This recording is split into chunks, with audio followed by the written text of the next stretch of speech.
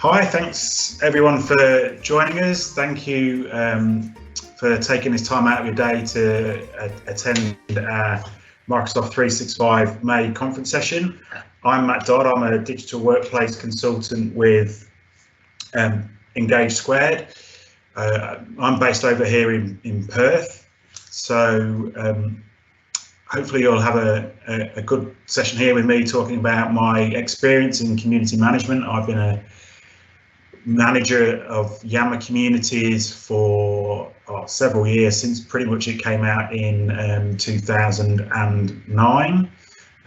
So lots of experience to share, and I thought it'd be a fun way to do it with just some film quotes that always kind of resonate with me when people talk about Yammer. Just to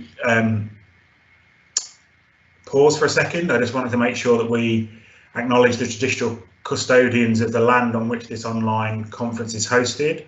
I'm actually based in Perth, which is the Whadjuk country of the Noongar Nation, and we recognise them, the traditional custodians of those lands, and we pay respect to their elders past, present and future. And if you're joining us from New Zealand as well, welcome. My Maori is not great, so I won't attempt to welcome you in a Maori tongue, but it's there if you to say welcome to you.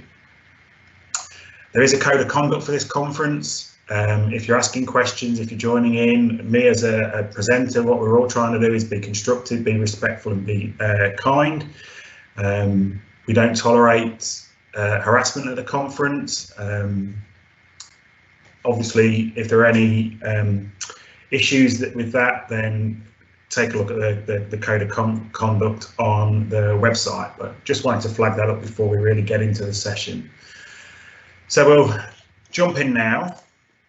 Where to start with Yammer Community Management? Well, I guess for me, the first place to start is when you actually start to roll out your Yammer network. And here's a quote from the Field of Dreams. Often gets misquoted as if they build it, they will come. It's actually if they build it, he will come. But I think I've heard this lots of times, not just with Yammer.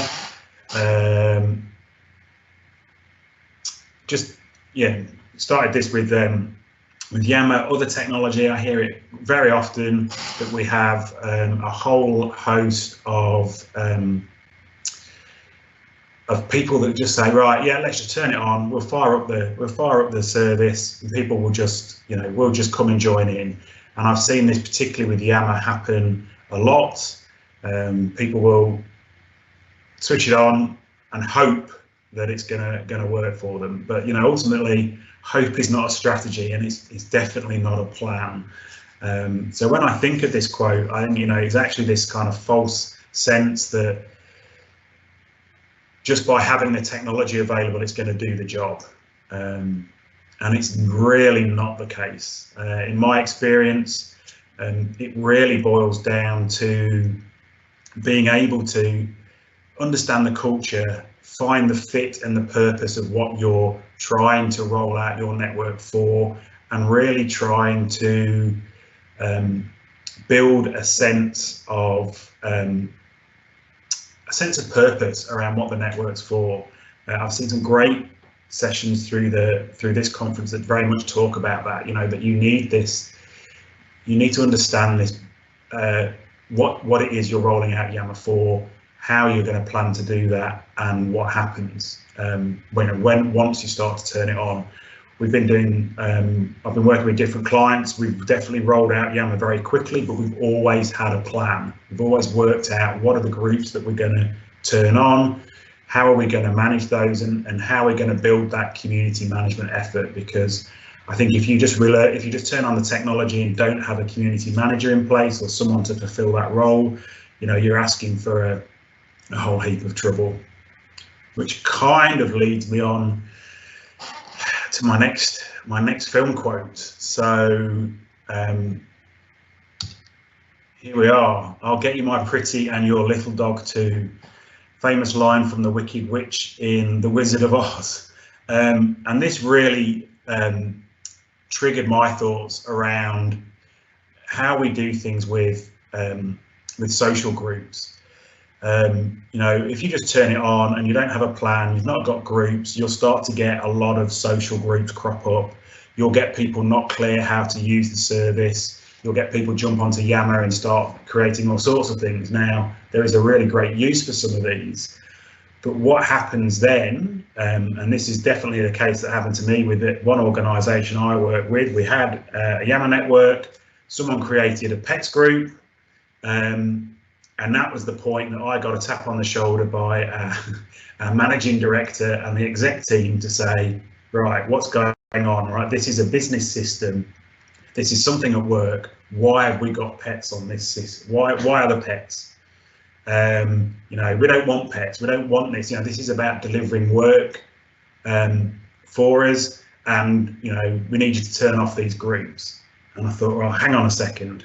This is, you know, where does this fit in? How does this work? You know, this is an enterprise social network, and what it really showed me was that there was this. The exec team didn't really understand, you know, how social works, how an enterprise social network might mature, and what value it might deliver. And so I'm a real great advocate of saying that to get the business value from your network, we have to deliver personal value. And there's a handy model which I show a lot in a lot of my talks, which is really this idea of a maturity model for our social network. So this is based on some work that's been done by Swoop and Simon Terry, who's very big in the enterprise social space. And we have this model around this maturity model around how do we get people and how do we get business value out of our network. So we start off with this first stage, which is very much around getting people onto the network. So this adopt and engage step. So for me, this is all about providing the safety for people to contribute. It's very much this looking phase. People are kind of dipping their toe in the water. They're looking at what's in the network.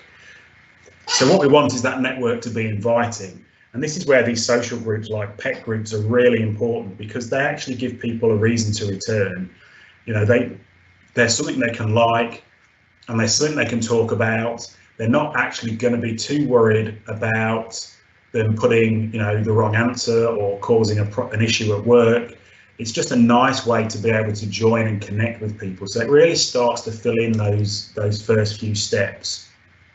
And if we don't do those first steps, if we haven't got people actually on the network using it, if we haven't got them connecting with each other and building up their capability to participate and drive the network, then we don't get into these higher levels of the maturity model, which is all about solving business problems, innovating, and really actually improving the organisation. So, you know, that leads to this whole sense of an organisation of this value and trust and empowerment.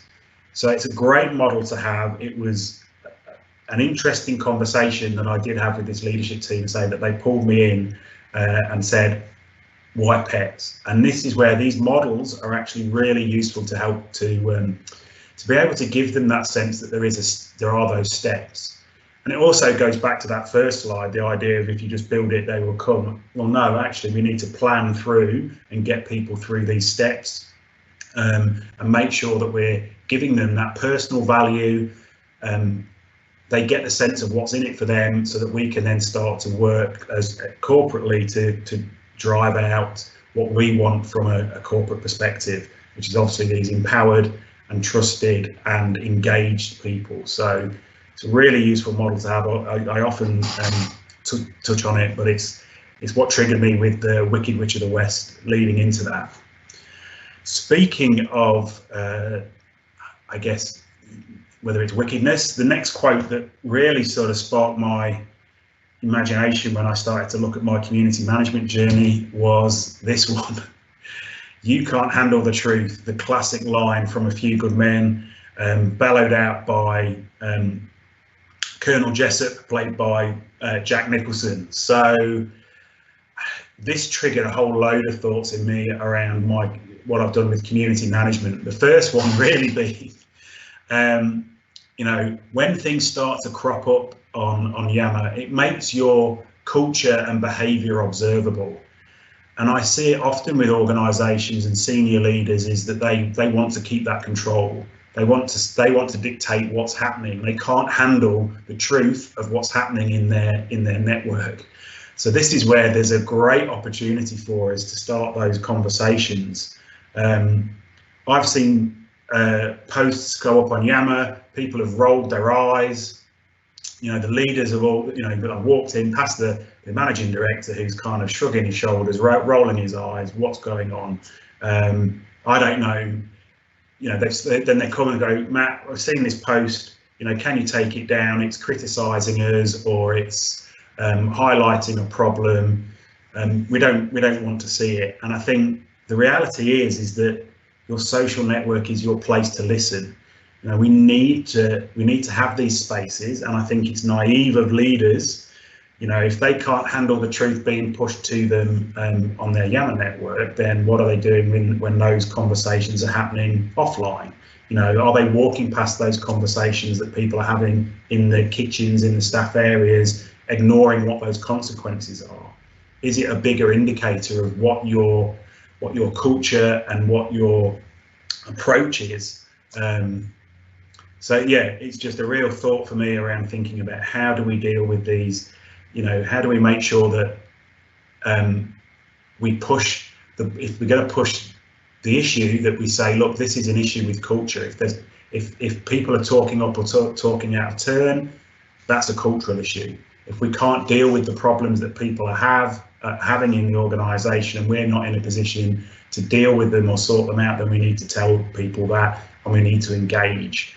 You know, hiding away, not taking part on the network isn't going to remove the fact that the truth is still out there and still working. Oh, and I dropped an X-Files quote in there as well. But anyway, let's move on to the next quote. I can't go past thinking when I think about films without really going past Star Wars. So here's a great quote that I love from Star Wars. It's not often one of the most quoted things in Star Wars, but this one is the one that really struck me for when I think about my community management with Yammer. So it's, who's the more foolish, the fool or the fool that follows him? It's quite a philosophical statement to come out of a sci-fi film. And when you think about it, there's a lot in that statement. For me and for Yammer, the way I think about Yammer, this is around, you know, how you act, how you behave, you know, influences the people that follow you. So if you're acting foolish and people are following you, yes, are they being foolish? You know, this is about people taking that step to participate in the network. If leaders are absent, you know, people are going to follow someone else, and hopefully that person isn't a fool. But it really, to me, drives that need for leaders to be part of that engagement and to be part of the conversation. If they're not there, someone else will fill that in, and then you've not only lost control, but you've lost your influence.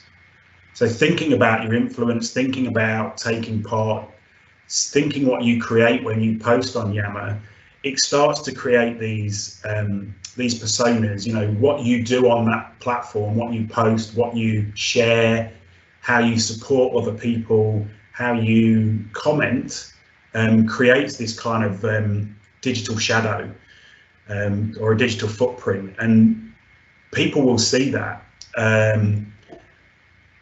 People see that these things are kind of working through and doing and kind of working the way around the network. I did an exercise with some graduates that came into an organisation, and we were talking about Yammer, and we showed them some Yammer posts and some Yammer profiles. And what was really interesting was some of those Yammer profiles at the time were being managed by somebody else. They were being ghost written. So it was some senior leaders, someone else was writing their posts, posting on their behalf.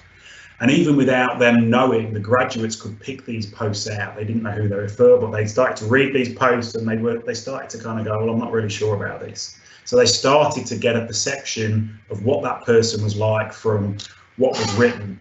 And I guess that leads me just to sort of flag another kind of model that's been built up by Swoop, who do all their analytics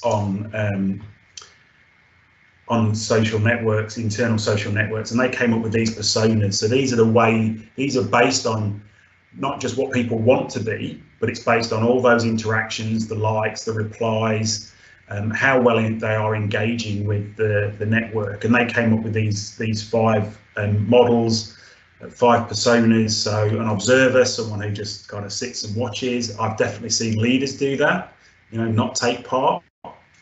We have these broadcaster personas. So these are people that are putting out lots of content, lots of posts, but are not getting any kind of, not making any effort to engage. They're not liking other people's conversations.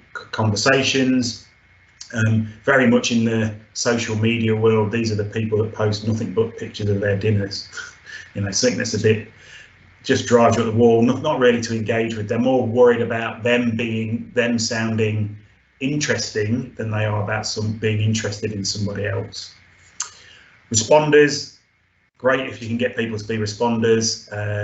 I think this is a really nice persona. It helps spread information around the network. So a classic way to sort of show your support, show lots of likes, show lots of replies. Catalysts are almost the opposite. So they're going to be much more around setting the tone of the conversation. If you're in a leadership position, you will probably start off as a catalyst by default, but you don't have to be. And again, it goes back to that quote about how are people following you, what are they seeing?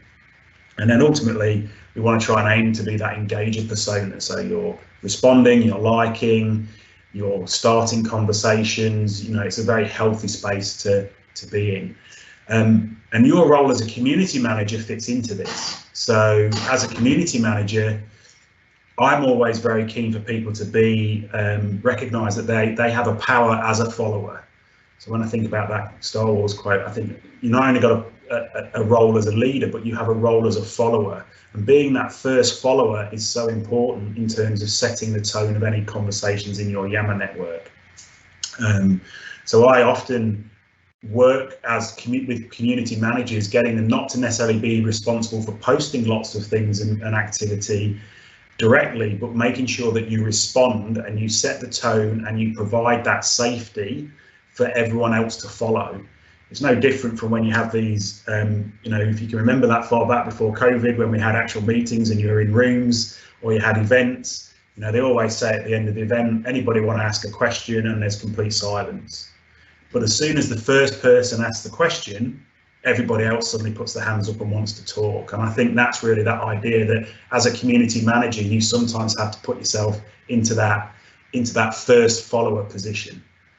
So that's my take from Star Wars. Now I'm just going to pause, just see if we've got some questions. Jag, if there's anything that's coming through that we've got in the chat, it would be great. I can take a look if we've got any questions. What's your approach for quantifying return on investment or similarly tracking benefits? Now, I don't know whether I've got a quote for that, but what I will ask, I was actually just watching a session prior to mine, which Rita Zonas was doing, and I think the benefits are the value of the conversation.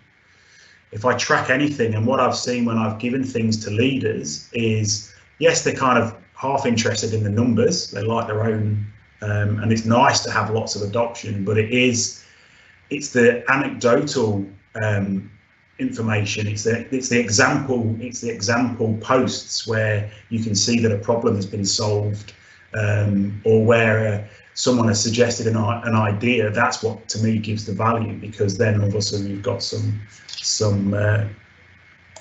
value in that.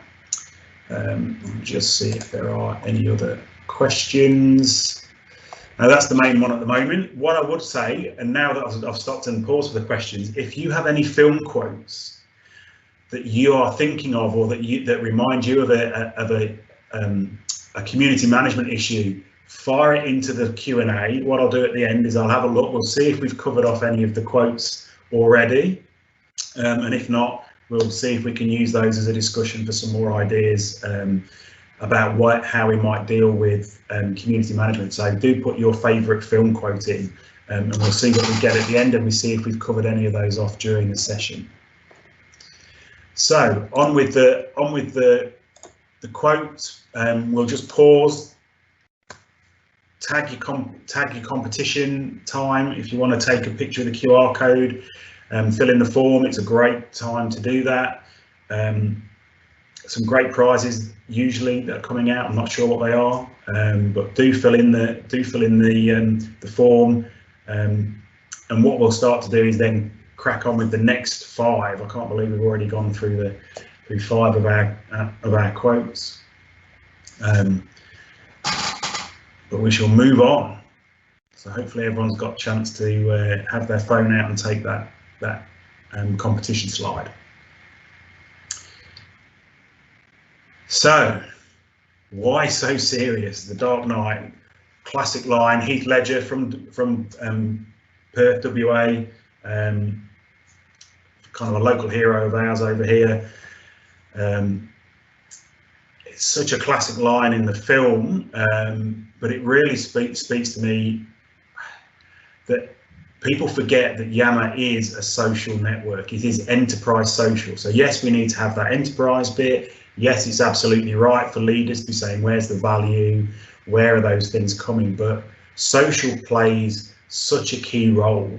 And when I sort of thought of this quote, it reminded me of lots of times where I've been coaching leaders. Leaders are very protective, clearly, of what their reputation and how people perceive them. And Yammer can be a challenge for that. And what often I see is, leaders will clearly just want to talk about work, which is okay. But if you want leaders to be trusted and you want them to be authentic, then we need to try and bring out that human side. We need to actually ask this question of them, why so serious? Yes, things are important. Yes, yes, there are lots of priorities and things that we need to focus on, but we're going to follow you and trust you a lot more if we actually understand what you're like as a person.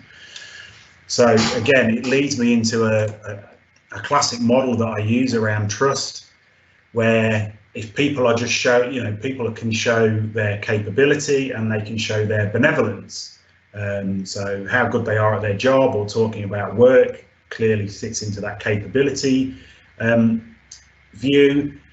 What are their values? How likable are they? I guess comes into that benevolence axis. So what happens is where you get really high capability being demonstrated, people will respect it. And I'm sure people can think of examples of people that they even grudgingly respect. They have no real like for them, but they understand that they do a really good job. Now, they're people, yes, they are going to do a good job, but do you really trust them? Probably not. So this is why we need to bring in that less serious side sometimes and actually sort of work a little bit more on that benevolence and actually sharing some human stories and sharing some personality. Now, clearly there's a balance. We don't want to be equally, as much as we don't want to have people that on a network where all they ever talk about is work, equally we want to make sure that leaders don't go overboard and just go completely social. That actually erodes their trust as well, because you actually have no sense of their capability. Yes, they might be good to go and catch a coffee with, or you might enjoy, how they speak in meetings, but actually they're not delivering any value to the business. So it's hitting that sweet spot, hitting that area where you're both showing your capability and actually showing your values, and then that's where people lead to trust. So that's why I try and coach leaders around these activities to really, show them true, be themselves, be authentic to themselves, because if they're authentic to themselves in their posting, it will actually show up to the network, and people can actually start to make a sense of, you know, how those people work. So I spoke a lot there about sort of leaders. I've spoken about rolling out Yammer, you know, not launching it, not just launching it in terms of a hope strategy, but having some thought about that.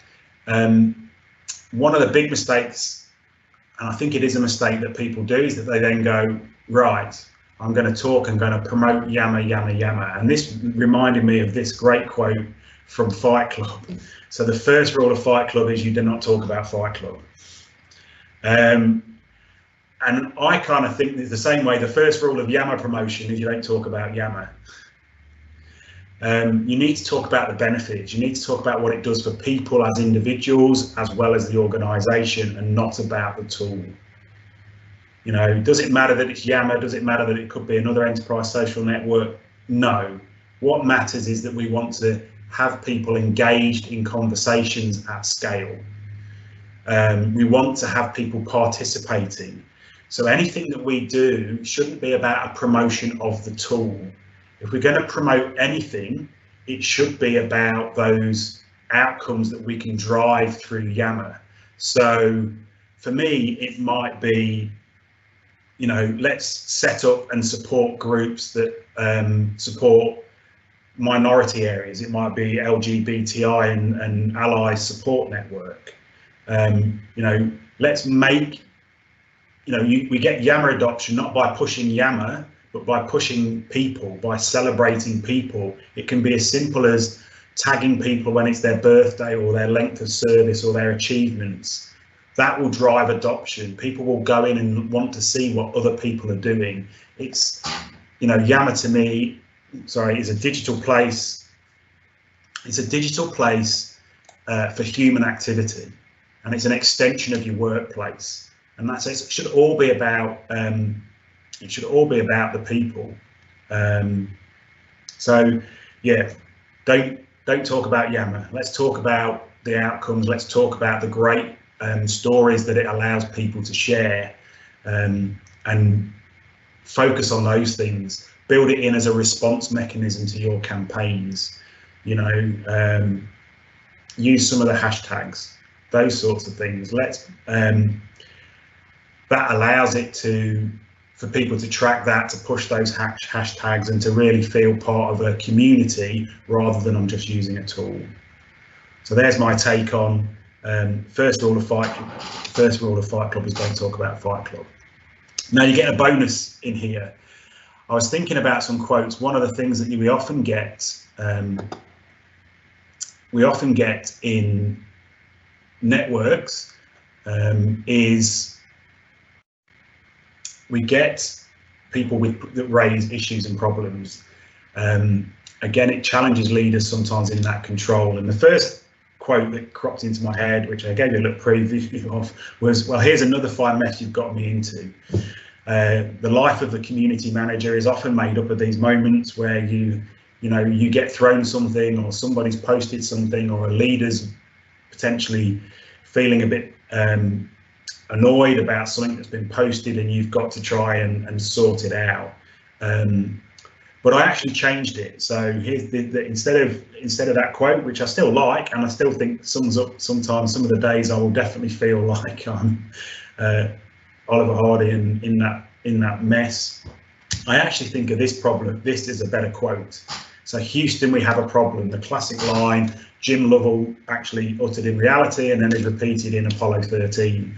And I think, you know, yes, you can run the risk that people might put something up that you know that is rude or not nice in your network. The way that you then deal with that, the advantage of those things, if they do happen, is that your response to that is as visible as the actual the first problem. So if someone is kind of rude, or there's some things that aren't exactly right, I always try and take the tack of I want to educate and engage with those people rather than delete and discipline them. You know, people learn. having those examples in your network actually gives people a sense of where the boundaries are. If you keep deleting all the rude posts, then people will keep being rude. They don't understand that actually it's not acceptable. Whereas if you kind of leave some of those in and then say, hey, you know, we've edited this post because you know, or we've actually taken some of this down because this was the issue. Here's some places that you can get some support, some training, some different things. Maybe have an offline conversation with their managers. Have a discussion around what might or might not be appropriate, rather than just discipline them. Because if you start to remove too many posts, then people won't speak up, and you won't have a culture that allows these problems to surface, which is actually the second part, I guess, of this. Why I like this Houston, we have a problem, because it's not just that deep sense of, oh no, I've got to do something. The whole premise with Apollo 13 is that they then came back, right? They solved this problem by everybody coming together back in Houston and working out what they had, creating a solution that allowed them to return. And I think this is the real key when I think of problems being raised in Yammer. Is it's actually that opportunity to deal with them. It's actually an opportunity to go out to those communities and say, well, how do we make this better?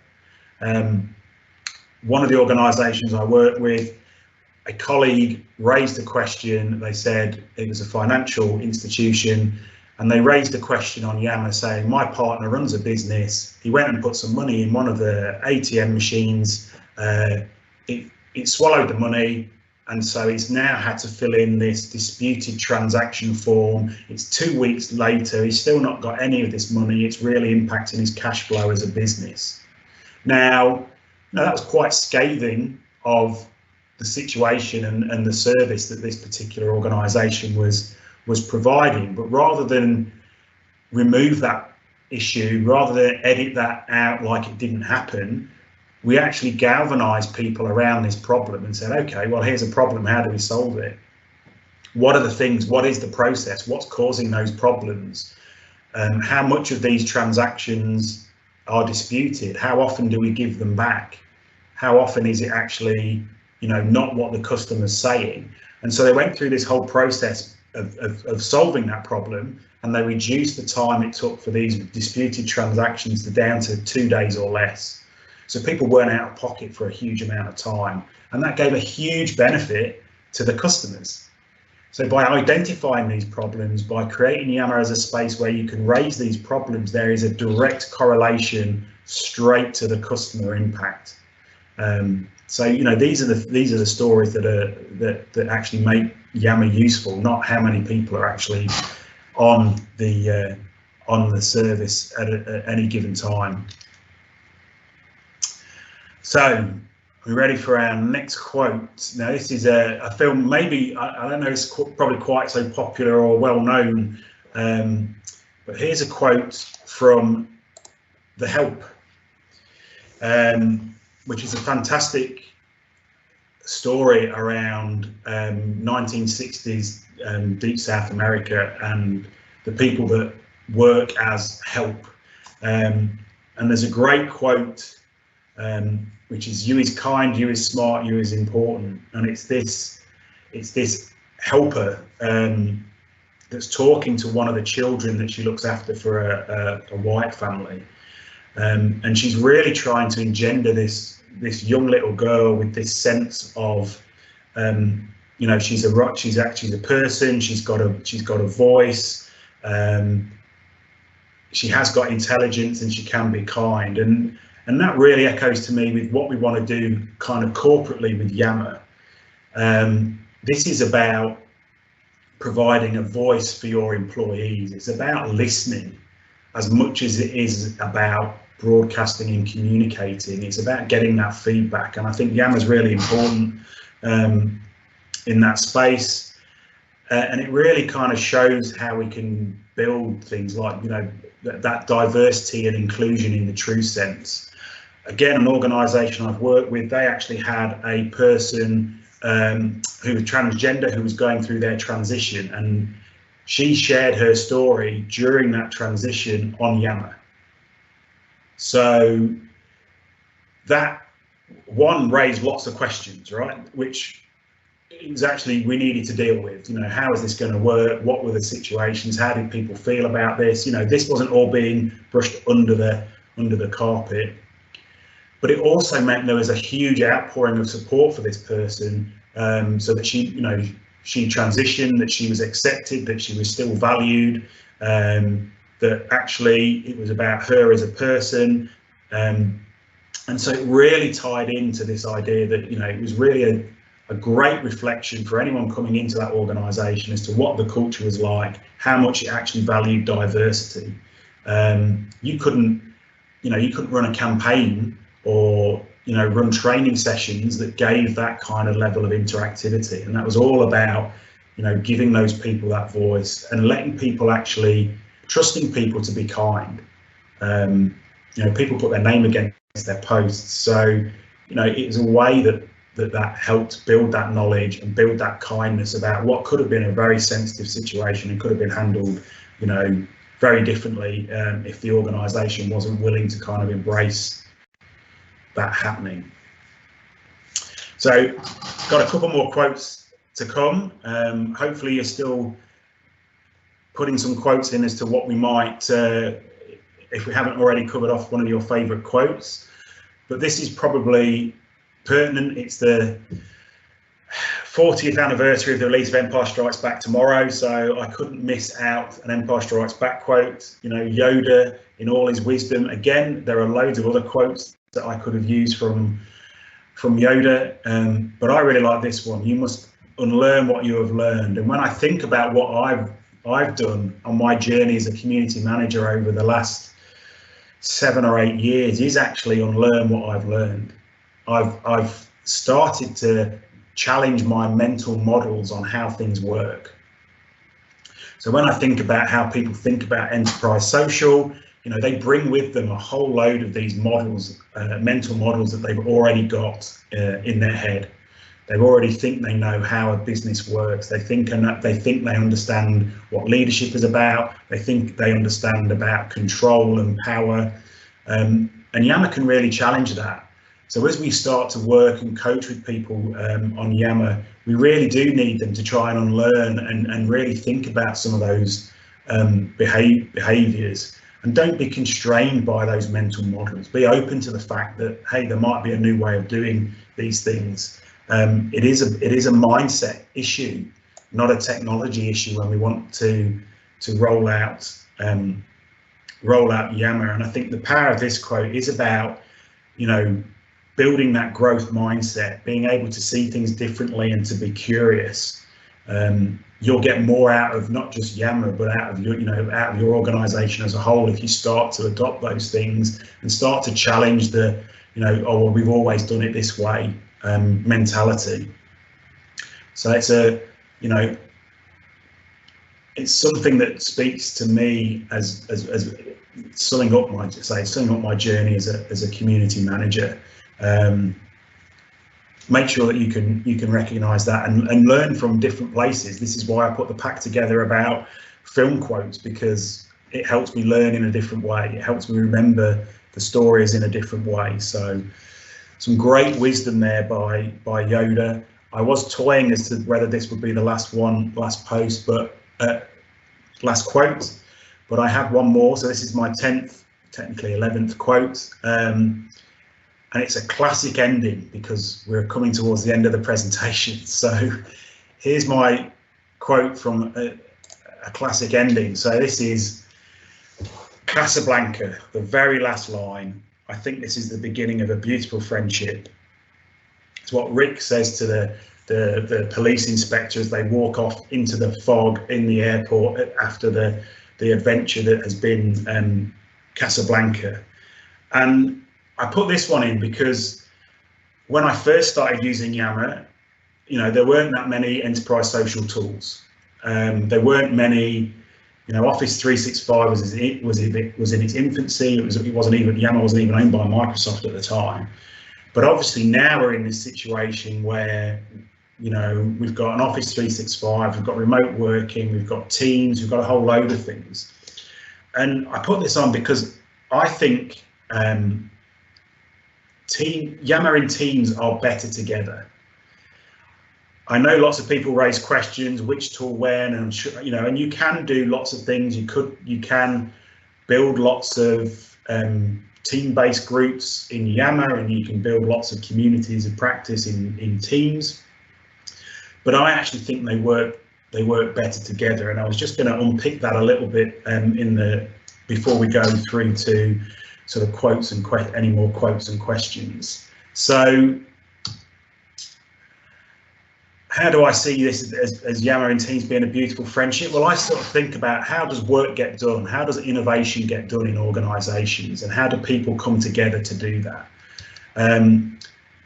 So if you think about where ideas come from, these ideas tend to come from, you know, broad groups of people getting together, talking about things, firing off different ideas, kind of exploring things. So we get this explore area. And then an idea might get triggered in that, and we might start to engage a smaller group around understanding what that idea might look like.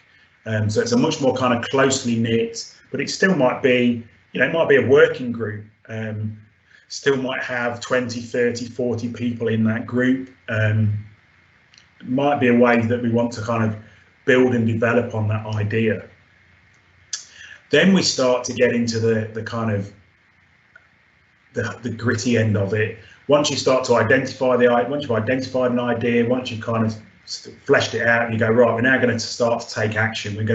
We need to exploit that idea and develop it and build it and actually deliver something. So we might only have a very small delivery team. You know, so this is where we start to actually really drive outcomes. And then ultimately you get to the point where, as individuals or maybe in pairs, you're working on whatever that activity is to deliver the outcome. So I kind of see that as you go through that work process, at one end you've got this unfocused, creative community space with lots of people interacting. At the other end of the spectrum, you know, you've got very focused, task orientated delivery. And then when I think about, well, how do we bring those people together? How do we actually connect all of this up with some tools and methods?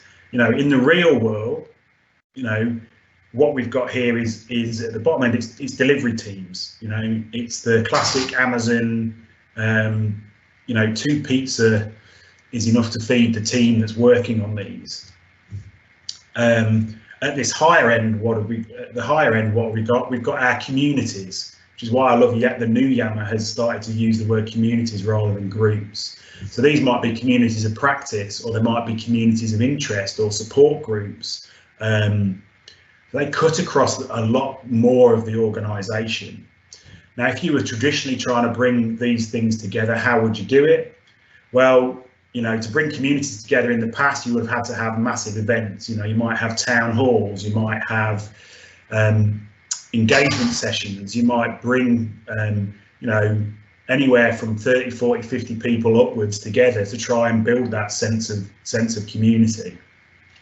At the delivery end of the kind of spectrum, you know, you're probably having lots of meetings, getting people together, you know, in the same room, trying to work out what on earth's going on. So, you know, they're those kind of traditional mechanisms. But what I see now with Yammer and Teams is that we can do that, both of those things virtually, in this kind of virtuous circle. So, you know, at the bottom end, at that smaller end, is where I see MS Teams fitting. You know, being able to focus on work, focus on the delivery, work on the actual delivery documents together, being very focused. And at the higher end is where I see Yammer. So the Yammer is the area, is our enterprise social, that cuts across all of those broad areas, builds those communities of practice, builds those communities of interest, and really helps us connect across our silos and bring in that diversity of thought and thinking. So that was the thing that triggered me off. That was the last quote that I have. I do think there's a beautiful friendship. There's a little bit to still unpick in the middle ground, But generally, I think as people start to do these work and as they see the value that they get out of their enterprise social network, or the direct delivery that they're getting out of teams, we build that beautiful friendship and we build a much nicer experience. So at that point, I'd like to make sure, get any questions or quotes in. I'm going to say thank you very much to our sponsors for the event. Make sure that you are engaging. There's still a whole load of sessions left. There's still sessions that have been recorded. I was watching one this morning from Rita, who was talking again about Yammer or Enterprise Social, had some very different approaches and ways to think about Yammer that kind of dovetail into the thinking that I've shared. So I think there's some great ways there to be able to do that. And what I'll leave you with as I go to kind of questions, there were a whole load of other quotes. So if people are interested in me thinking about some of these are the ones I jettisoned on the way through this. So, Jerry Maguire and the Show Me the Money. I think, I've definitely seen cases on Yammer where people have been able to put an idea up, show that there's some savings, and actually get it delivered. So, you start to get those huge customer impacts. Maybe I could have used that one. There's the classic "you had me at hello," the whole thing around how you build friendships and connect with people, and have those serendipitous connections that build more connection, build more resilience. There's a classic line what we have is a failure to communicate. Cool Hand Luke. Yeah, I think people can fail to communicate. They can think that just putting stuff on Yammer is communicating, where actually it's a bigger story. I think the enterprise social can take us forward, which is why I put To Infinity and Beyond from Toy Story on there. I personally, as a community manager, feel really passionate and feel that Yammer has given me this community, not just within the organisations I work for, but more widely. So that's why I'm always keen to try and share things with things like the M365 sessions. So that reminded me of this idea, there's no place like home, from The Wizard of Oz. Obviously, the classic taxi driver. I don't know if that was anyone's quotes that they might have thought about. You talking to me? Well, yes, I probably am, and I'm engaging with you on Yammer, so let's live with that. And a misquoted one, I thought I put a misquoted one. Fasten your seatbelts, it's going to be a bumpy night is the actual quote. Most people say bumpy ride, but hey, that is the life of being a community manager. So yeah, definitely buckle up. And then I could lead into where we're going, we don't need roads, but I'll leave it there. Here's my details, and I'll move over and see if there are any questions.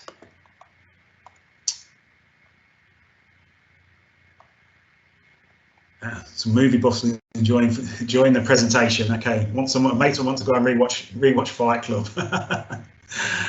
That's fantastic. I need to go and see it. This is the problem. I've clicked at all these clips and thinking, whereabouts are they in the film and what does it mean? And I didn't want to, the Fight Club one, I didn't want to paint Yammer as a dystopian future.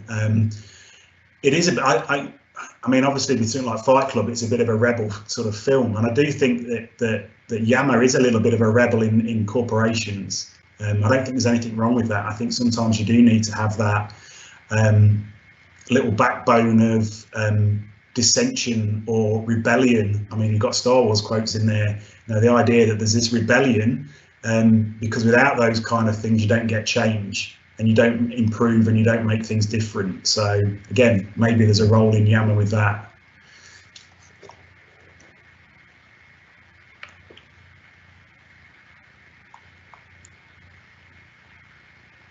Well, either I've driven everyone off movies, or everyone's now rapidly going and finding their Blu-rays and DVDs, or jumping onto Netflix to watch their movies. Hope you enjoyed the session. Thanks for spending your time with me. I really value that. We don't get our time back. So thank you for sharing it with me. Hope you got something out of the session, and hope to see you next time. Thanks very much.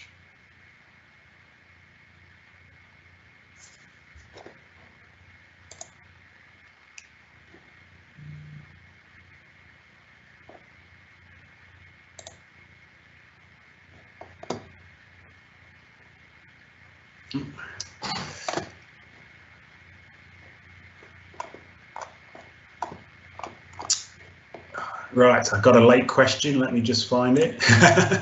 And you can see me. I'm actually exist. I'm sorry if you had all the slides, but there you go. I'm here. I'm wearing my Yammer t-shirt just to be keep calm and Yammer on. And I'm going to go into the questions. Do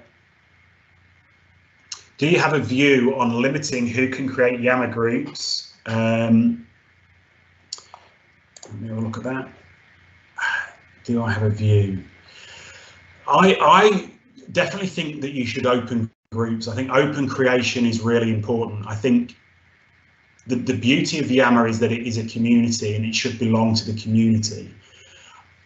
I've spoke a lot about community management. My preferred term is more community engager, if I'm really honest. I think that role is to help facilitate and support the community rather than manage and dictate and control. So I would probably even change that word in the way that I do that. And I don't think there, if you limit groups, I think you limit the network. What I do see is some groups will naturally die. You know, they'll have a lot of interest to begin with. As people move and change, if they haven't got someone who's a strong community manager in that group, in that kind of smaller sense, they can wither and die. I tend to leave it, right? I think you can spend a lot of time, energy trying to clean it up, make it have less groups, but it's kind of part of seeing the life and seeing the history of that community develop. You know, you can go back and look at groups that are no longer really relevant and go, blimey, we've moved massively as an organisation from when we had that group. So there is a little bit of value in some of those. Can be confronting to some people with the amount of groups, but I'm a big believer that this is it's community. It's the broadest sense of community ownership for Yammer.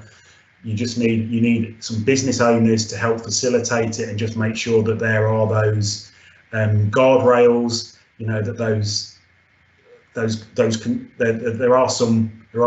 there are some community standards withheld, but otherwise, I would say yes, let it go. Have a plan about which communities you want to manage corporately. So hopefully that answers that question.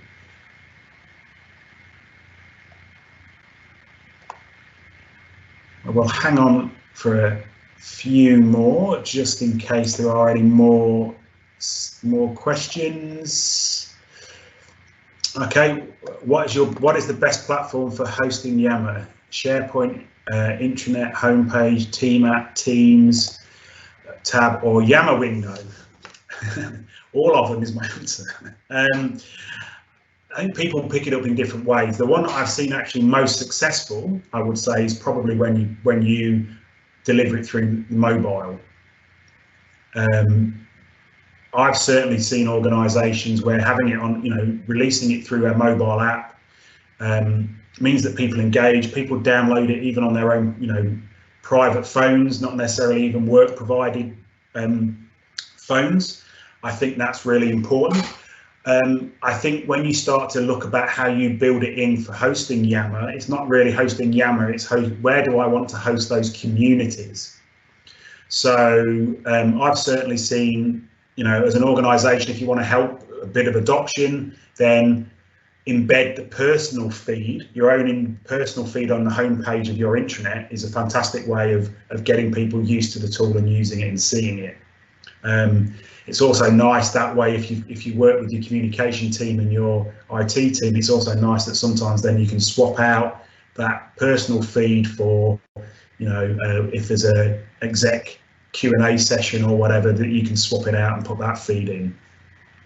I think within SharePoint homepages, I think there's going to be natural places where communities congregate around information. So if you've got communities of practice, I would encourage the communities of practice to hold up, have an intranet page, have all their resources held on that SharePoint space, and then embed their feed in that space.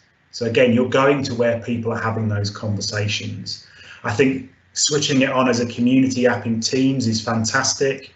Again, it's a different experience. I might want to have the communities tab on in Teams because that's my Yammer feed, so it allows me as an individual to experience that really easily. I might want to pin in a tab on Team a Yammer window that's specific to that community of interest, or you know, might be a think tank that's gathering feedback on something that we've launched out. You know, I've certainly seen product owners do that, where they've set up Yammer communities to roll out early versions of products to the organization before it goes out to customers, and then they use Yammer to kind of elicit all that feedback. Did it work? Were there any problems? Hey, the latest version of our phone app is available if you want to download it and try it out as part of our pilot. Give us the feedback before we then roll it out. So, you know, those things would sit naturally to me. You'd want that Yammer group or that Yammer community pinned into your you know, mobile app developers team, because it's helping them deliver the work. So not a straight answer, but hopefully that covers off. You know, I would always try and get it in as many places that make sense, but think about what that experience is like and think about it lining up with the community. So hopefully we're now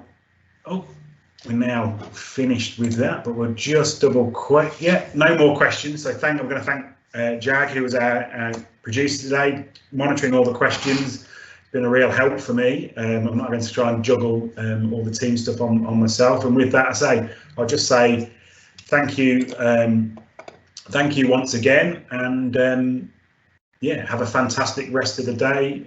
Make sure that you get onto some more great sessions with the M365 May, and yeah, look me up on LinkedIn if you've got any more questions. Thanks a lot.